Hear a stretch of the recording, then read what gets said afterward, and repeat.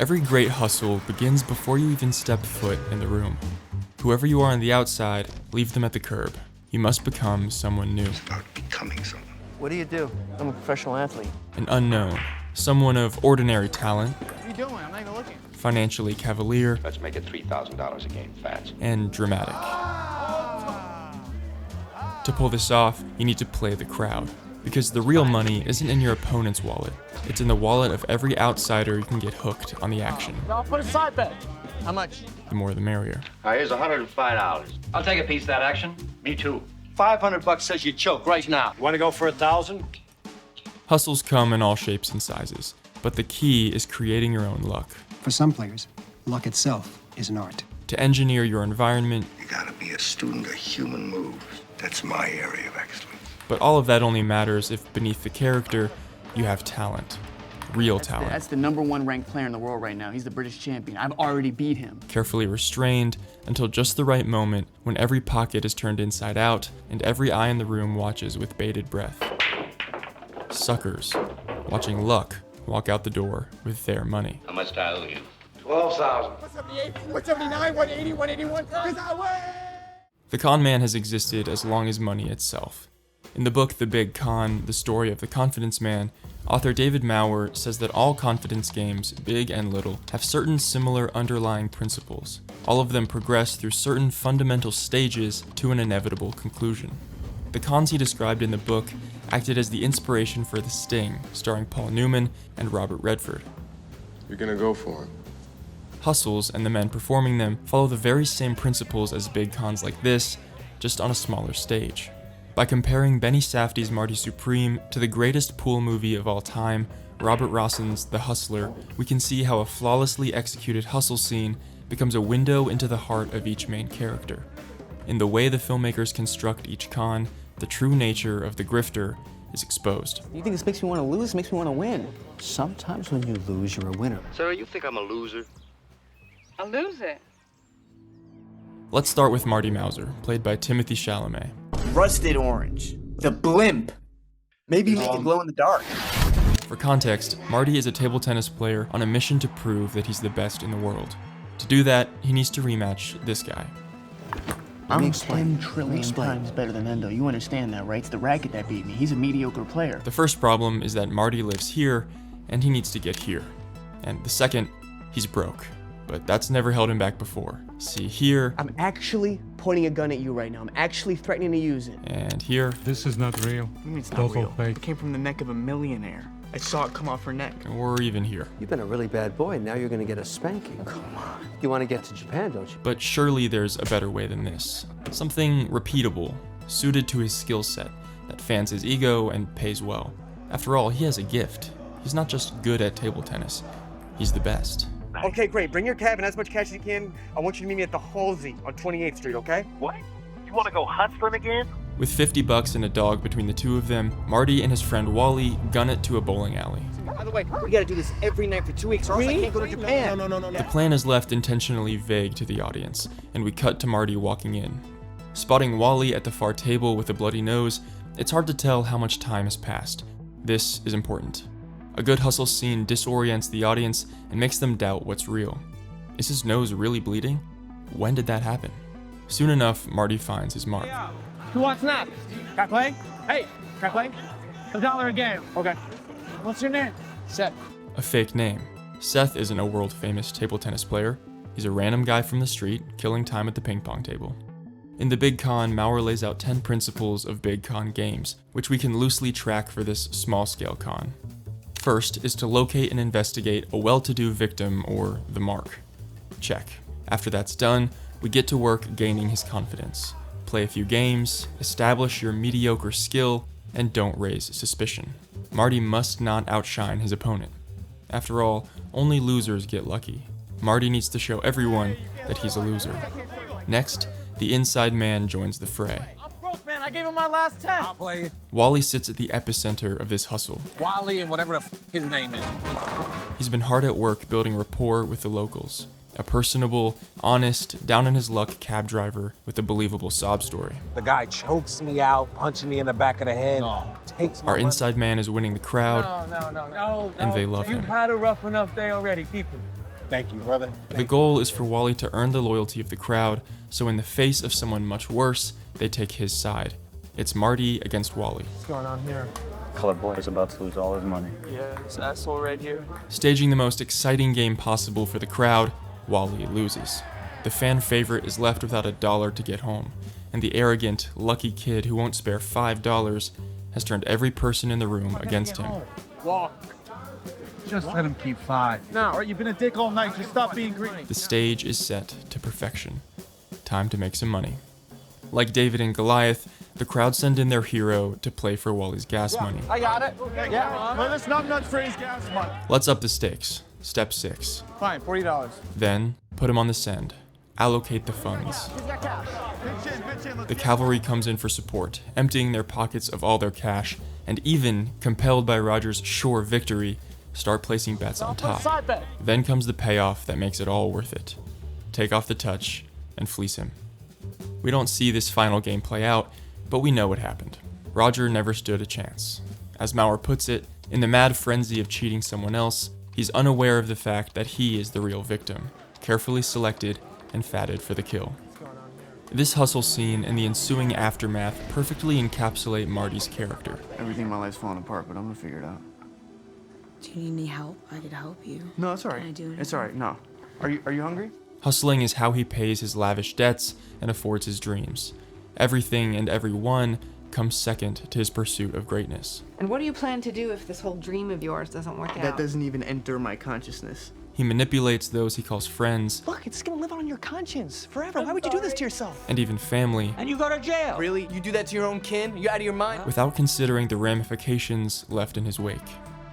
Marty's true self and his fake name persona are nearly indistinguishable. The blurred line of separation between reality and performance highlights Marty's true character, or more accurately, his lack thereof. Chasing success is all he's ever known, and this scene demonstrates that beneath the scheming, he has nothing and loves no one but himself. The manipulation, the hustling, the theft, the sweet talking, that's all that's left of him. In a strange irony, the hustle shows us who Marty is without it. When he finally gets to Japan, Marty is told, You haven't come far enough, I'm afraid. You have wasted your time coming here. for the first time, this is defeat that he can't talk his way out of, or wave a gun at, or run from. He lost. In facing this truth that his best was not enough to achieve his dream, that he never will be the best, something changes inside him. Something becomes more important than that all-consuming dream. The scene that follows is one of the greatest climaxes in sports drama.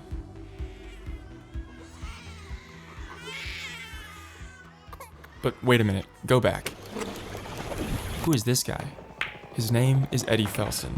Back in his prime, 25 years before Scorsese's Legacy sequel, he and Marty had a lot in common. Play it safe. They called him Fast Eddie, Well, here we go. Fast and loose. a pool hustler. You like to gamble, Eddie? Gamble money on pool games? In 1961, Robert Rossen released a film starring Paul Newman that flawlessly portrays the art of the hustle in its very first scene. I think I got a little grease in this lining here. We watch as two well-dressed men stroll into a bar, presumably killing some time while their car is serviced. Before we suspect anything is afoot, the con is already underway, a realization that only occurs looking back from the title sequence. The two men linger for conversation at the bar, while the pool table looms in the background. First, they must sell themselves as honest salesmen passing through for a drink. This is Mauser's second step, gaining the victim's confidence. Eddie Felson has become quite infamous as the pool gambler from Oakland, so they avoid using his real name. You, Eddie Felson. Who's he? Just like Marty, it's easier to control your perception if you become someone new. Buster's gonna get an award.